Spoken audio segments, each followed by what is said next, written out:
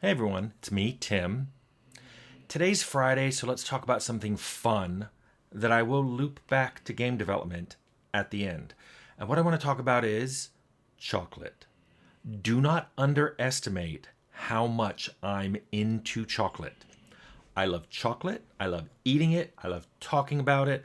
I have a whole blog, which I'll link to, which has thousands of entries, each one with a different chocolate, where I talk about who gave it to me, where it came from, what cacao percentage it is it milk, dark chocolate, white chocolate, rose chocolate, which is the special fourth kind of chocolate, which is kind of like the plasma of the chocolate world.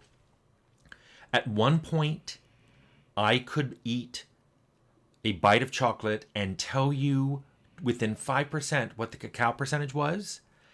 And sometimes I would tell you what country it was from. If it was single origin, I could tell you, oh, this is Ecuador, this is Madagascar, this is Ghana, because there would be a particular flavor to it. There'd be something earthy or fruity or floral, or it would taste like a berry, or it would taste like you would swear it would have coffee in it, but it doesn't. So I've been doing this for years, and when I was in grad school, one of my roommates said, you should really keep these labels. We're eating a delicious chocolate from Italy. And he said, this is label's too beautiful to throw away. Here, I have a spare photo album. You should just keep a label, every chocolate label you ever eat. And I started that. I filled 6 photo albums before I went all digital. And that's why there are thousands of entries in my chocolate blog, but my bookcases back here are not filled with chocolate photo albums. But as I got older, especially when I hit my 40s, I was like, I can't eat all this chocolate. You just can't do it. Especially my doctor said, you need to cut that out. So I wanted to try new chocolate still, but I did not want to eat it all. So I started at Carbine the chocolate eating meeting. This was a 15-minute meeting at 3 o'clock every day. I sent out a message saying, hey, at 3 p.m., I'm going to have a new chocolate bar on my desk. I'm going to break it up into pieces, show the label. If you want to come by and try it, if you're in a meeting, don't leave the meeting. But if you're free, come on by, try a piece of chocolate, take a look at the label. There were some people who came by occasionally. There were some people who came by almost every day. Those latter people got really good at judging chocolate as well. I got some people to switch from liking milk chocolate to dark chocolate when they realized just how much better dark chocolate was and how hideous white chocolate was. But what was really cool about this, it was a nice break in the middle of the day. It was a nice mental respite. And I had noticed back at Interplay in the 90s that there were people who seemed to know each other. Even though I never saw them go to lunch, I never saw them on the same project. They didn't sit near each other, but they somehow knew each other. And I found out it was from their smoke breaks. There was a lot of connection going on in smoke breaks. And I thought, we'll do a chocolate break. And the same thing can happen. And what I noticed was people would come in and they would talk about all sorts of things besides chocolate. We might talk about a new movie or a new TV show, what games we were playing, places to go in the area. People would talk about all that. But they also would treat the chocolate eating meeting when they realized that, hey, this space had a lot of different people coming. Programmers, artists, designers, QA, production, sound guys. They were all there. And people were like, while I'm here, hey, programmer, did this new tool finish? Did this feature go in? Or, hey, sound guy, I heard this cool song, and I think it would go great in our game for this area. Or, hey, level designer, I got stuck in geometry in this level. Did you know it's not big enough for combat? That happened a lot at these chocolate eating meetings. So I found that it was probably one of the most productive 15 minutes every day because somebody got something really good out of it. Even if it was just they were stuck on something tough and they needed to take 15 minutes of not thinking about it or looking at it, versus one day somebody said, hey, I'm working on X, and another programmer went, that's already implemented. It's in this module. Guess what? That person probably saved a day or two of programming time because he didn't know that some esoteric thing he was about to code was already coded and exposed in another class that he didn't know about. So that's when I went, wow, chocolate eating meeting is paying off. Interestingly, I would sometimes meet with coworkers on the weekends at chocolate stores. A friend of mine wrote me and said, new chocolate store in Laguna Niguel. And like we'd plan an afternoon around it. Like we'd meet there, take pictures inside, go to lunch afterwards, talk about the chocolate we bought. I took a trip to France in 2006. And while I was in Paris, I looked up a chocolate store I always wanted to see, La Maison de Chocolat, the chocolate house.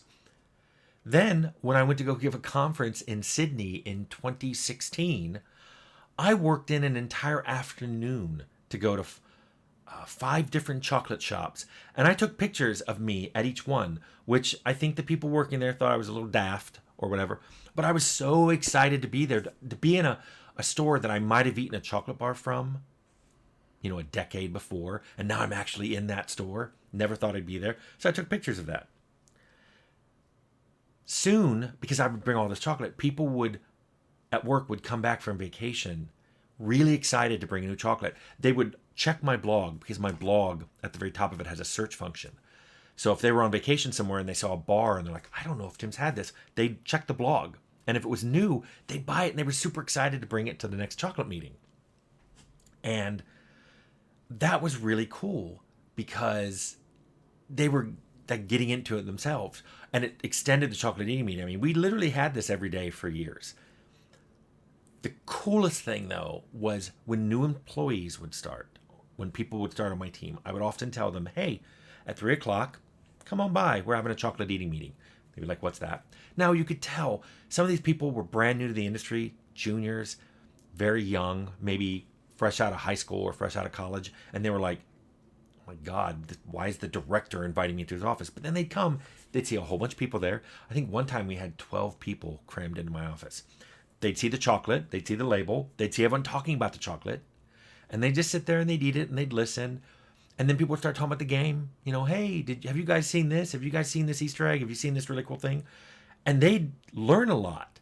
And some of them said they used to come even without saying anything just to listen to what was going on.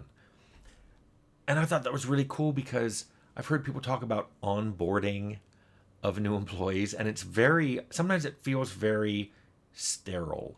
It's like, well, when we onboard a new employee, we buy donuts and put them on their desk, or we take them to lunch with each of these different groups every day. I mean, it's nice. I'm not saying those things aren't nice, but they're very forced and very fabricated. Where this was, hey, new guys still working on figuring something out and trying to figure out where everything is. And they stop by the chocolate eating meeting and people go, hey, how you doing? How are you? And he goes, I can't figure out Perforce. And somebody goes, oh, I'll swing by and show you where all the folders are. Boom.